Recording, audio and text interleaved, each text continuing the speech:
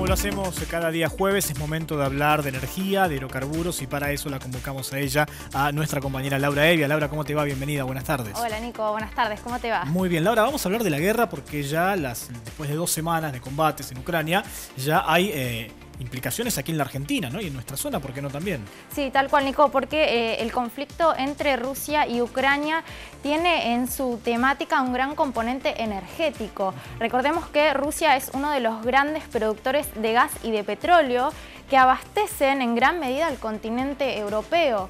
Mucho del gas que utiliza Europa es transportado por gasoductos que inclusive pasan por el suelo ucraniano.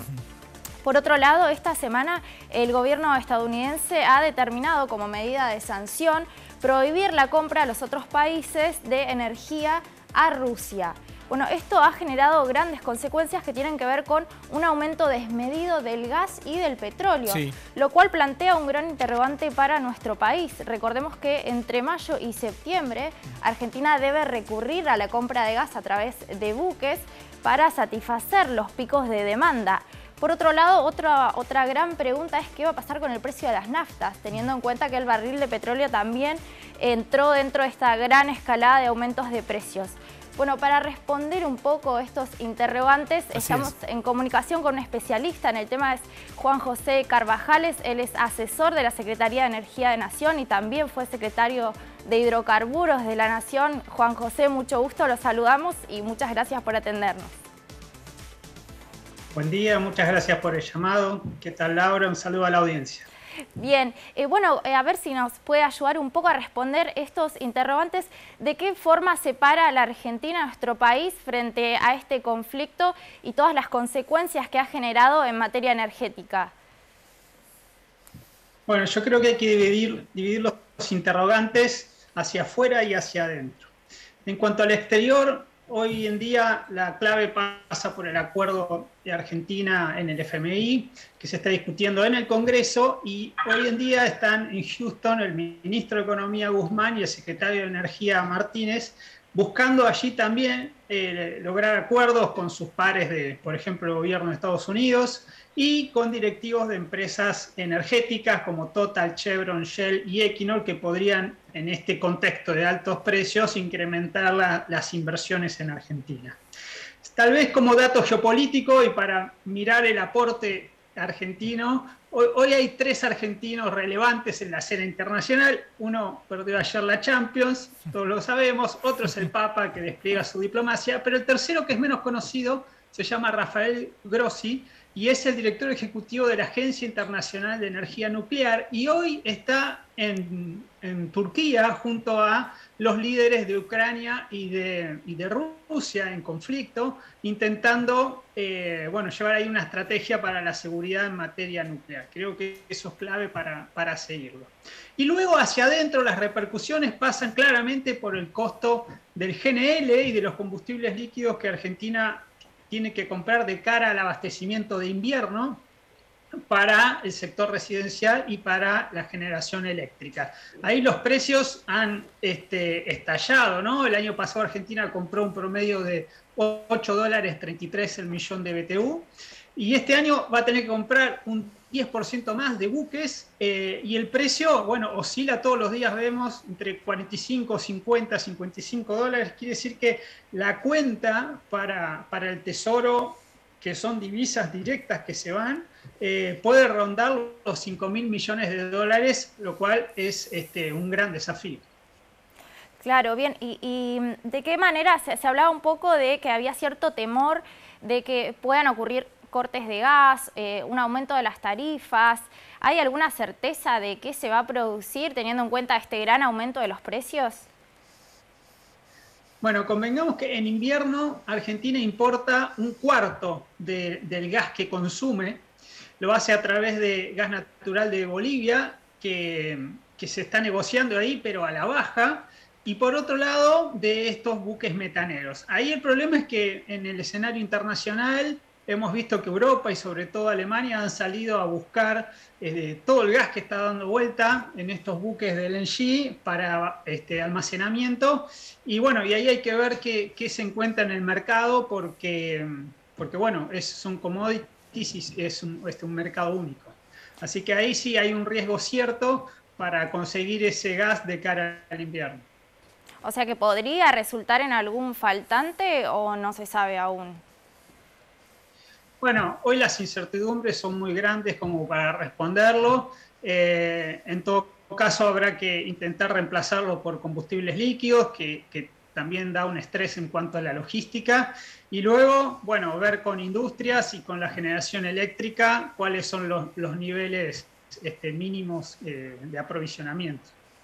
Claro, otro tema que disparó el tema del aumento del precio del gas es la cuestión de las divisas. ¿De qué forma el país puede afrontar este aumento tan grande del costo del gas? Bueno, afortunadamente Argentina exporta commodities que hoy también han visto incrementado su valor. La soja está en $620 la tonelada, el trigo también pegó un ramp up de $450. Esas son buenas noticias. Pero la cuenta energética, algunos analistas dicen que puede llegar, los subsidios energéticos, llegar a los 15.000 millones de dólares, con lo cual para compensar ese número, bueno, va a ser difícil, ciertamente, pero si hay un lugar es vía exportaciones de commodities del agro. Bien, ¿y qué papel juega dentro de todo este panorama el Plan Gasar y también Vaca Muerta, que tiene como productor de gas de nuestro país un papel muy importante? Bueno, el plan Gasar ha sido claramente exitoso, sus resultados han cubierto las expectativas, por un lado de completar ese bloque de abastecimiento en firme para las distribuidoras y para Camesa en la generación eléctrica, son 100 millones de metros cúbicos día, y luego han conseguido adicionales de invierno y excedentes para el sector eléctrico. Lo que pasa es que hay el pico de demanda invernal a nivel residencial que se triplica en los meses de invierno, debe ser compensado con importaciones. Es decir, el Plan Gas está cumpliendo un papel muy importante y además recordemos que dura hasta fines de 2024 y a las empresas productoras les ha dado un horizonte de certidumbre porque hay contratos firmados por esos 4 años. Y no se puede, Vaca Muerta tiene una potencialidad muy grande para seguir incrementando la provisión, pero ahí tenemos un límite en la capacidad de evacuación, ¿sí? En el sistema de transporte, y por eso la Secretaría de Energía ha lanzado la licitación para la construcción de un gasoducto troncal, ¿sí? Presidente Néstor Kirchner, que permitirá llegar a la zona de consumo con una mayor cantidad de gas desde Neuquén. Pero eso no es para este invierno, pero bueno, la clave pasa por ahí. Y el Plan Gas también permitió exportar en firme a Chile, nuevamente después de muchos años, lo que a la vez hace que ese gas que en verano, cuando sobra, se exporta, después esté disponible en invierno, ¿sí? Es un doble juego de pinzas ahí y a la vez lo que hace el gas argentino, que se paga $3 con 50 promedio y se pagan pesos, implica menos importación de gas, que estamos viendo a qué niveles está el GNL, ¿no? Pero bueno, siempre está ese desafío por el pico de consumo invernal. Por último, Carvajales, ¿cree que en este contexto podríamos esperar un aumento en las naftas, teniendo en cuenta también el aumento del barril del petróleo? Bueno, ahí hay presiones. Hoy las naftas a nivel interno, el barril se está cotizando entre 55 y $60, o sea, la mitad de lo que se consigue afuera. Las empresas que tienen excedentes quieren exportarlo y a la vez hay que garantizar el mercado interno. Es decir, ahí hay una negociación donde empresas productoras negocian con refinadoras y está en el medio YPF como empresa integrada y la Secretaría de Energía tratando de arbitrar. Hasta ahora hay mecanismos de autorregulación, hay que ver cómo siguen las variables macro, como la inflación, el tipo de cambio y el Brent sobre todo, y ver sobre todo la actuación de YPF, que es el líder en el mercado, que anunció que va a invertir 3.700 millones de dólares este año y que recibe como ingresos el 70% de la venta en surtidor, con lo cual ahí hay una gran pregunta sobre cómo se va a resolver esa tensión entre los valores internacionales y el mercado interno, hasta dónde resiste un desacople de este nivel y de qué manera el arbitraje del gobierno y la necesidad de las provincias también vía regalías. Recordemos, las retenciones están en el mismo nivel que cuando el barril estaba a 60, hoy está al doble. Entonces ahí hay un juego de variables que todo el tiempo están tensionando, pero el final de la película no lo sabemos. Bueno, Carvajales, le agradecemos muchísimo por su tiempo, ha sido muy claro con esta explicación que nos has dado, que también plantea muchísimos interrogantes sobre qué va a pasar en este contexto internacional tan complicado. Bueno, de nada, Laura, un saludo a la audiencia y a disposición. Muchas gracias.